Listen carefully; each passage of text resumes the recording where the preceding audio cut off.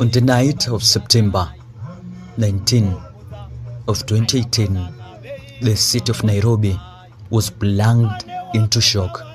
A young businesswoman, Monica Kimani, was found dead in an apartment, her throat slit, her body left in the bathtub.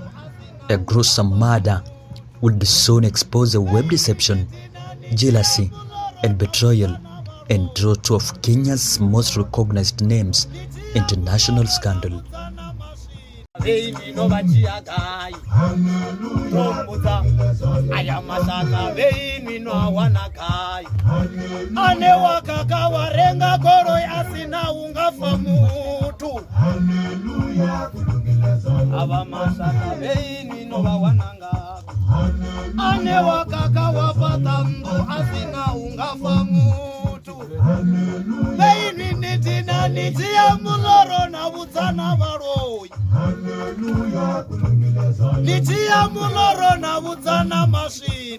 Now, the last witness in the Monica Kimani murder case, Chief Investigating Officer Maxwell Otieno, told the court that both the first accused, Joseph Irungu, alias Jowie, and the second accused, Jacque Maribe, murdered Monica Kimani.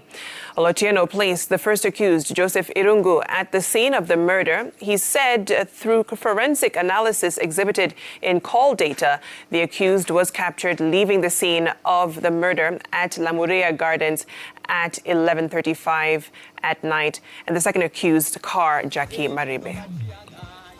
Monica Kimani, 28 years old, had just returned from South Sudan, where she helped run a thriving family business. She was a vibrant, ambitious, and ready to celebrate her return from friends and family. But that celebration never came. Instead, she was discovered the next day in a Kilimani apartment, lifeless, in a bathtub filled with blood. Her throat had been slit with precision. No sign of forced entry, no immediate suspect. The horror of her death shocked the nation. Investigators began retracing Monica's final hours. Soon, attention turned to Joseph Jowie Irungu, a man romantically linked to celebrated TV anchor Jacque Maribe. Jowie had reportedly visited Monica on the night of her murder. CCTV footage placed him at the apartment complex, disguised in a kanzu robe commonly worn to avoid drawing attention. Days later, Jowie turned up with a gunshot wound, claiming an attempted robbery, but police weren't convinced. The gun linked to Jowie's alleged shooting was found in Jacque Maribe's home. Blood stains in a vehicle raised further suspicion. Forensics, digital evidence, and phone records began to form a timeline. The prosecution argued Jowie used a stolen ID to access the apartment, committed the murder, then tried to stage a self-inflicted injury as a cover-up. A circumstantial evidence began to stack. Jacque Maribe, once the darling of primetime news, found herself on the other side of the camera, accused of helping cover up the crime. Was chatting with her brother last night before she suddenly went silent. Worried of her whereabouts, the brother visited her house to ascertain her safety, only to find her body in a bathtub with the head chopped off.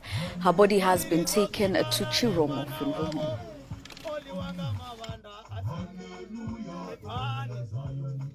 Her relationship with Jowie now became central to the case. While she wasn't charged with murder, she faced accusations of being an accessory after the fact. Her credibility crumbled under intense media scrutiny. The court case became a national obsession. Crime, fame, and love tangled in a tragic story. Some believed Jacque was merely collateral damage. Others saw her as a complicit. Meanwhile, Jowie's past, including reports of aggression and questionable behavior, added fuel to the fire. The courtroom became a stage for public drama. The supporters and the critics of both sides watching closely.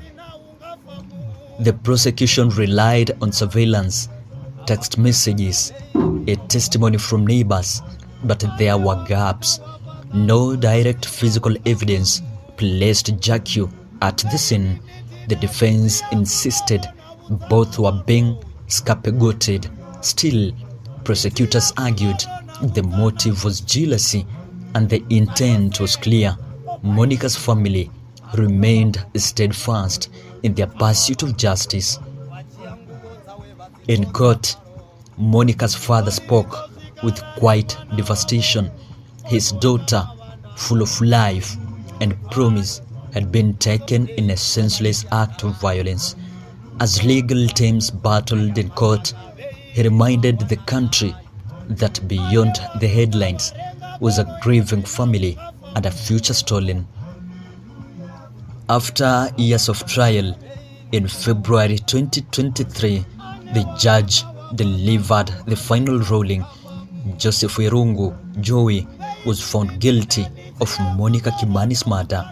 The court cited overwhelming circumstantial evidence, deceptive behavior, and premeditated intent. Jacque Maribe was acquitted. The court ruled there was insufficient evidence to prove her direct involvement. Outside, opinions clashed. Some called it justice, others questioned whether it had truly been served.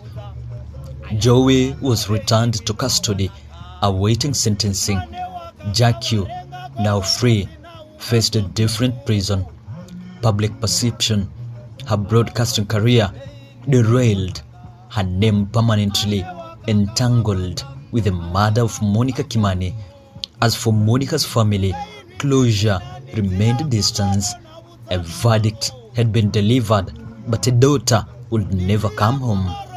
Monica Kimani's death ripped open the fragile layers of trust in relationships, institutions, and justice. Her story was not just about who held the knife. It was about what lies beneath the surface when ambition, jealousy, and betrayal collide. In the end, one man was convicted, one woman walked free, but a family remained broken, and a nation still asking, why Monica? And will the full truth ever be known?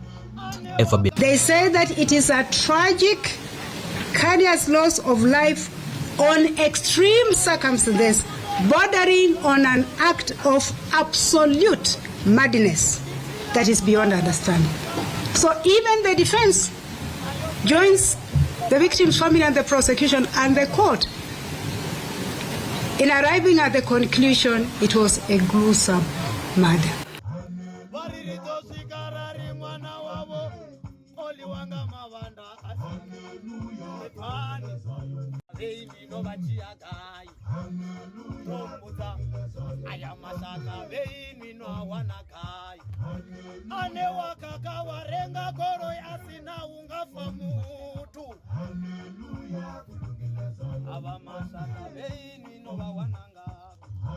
Ane waka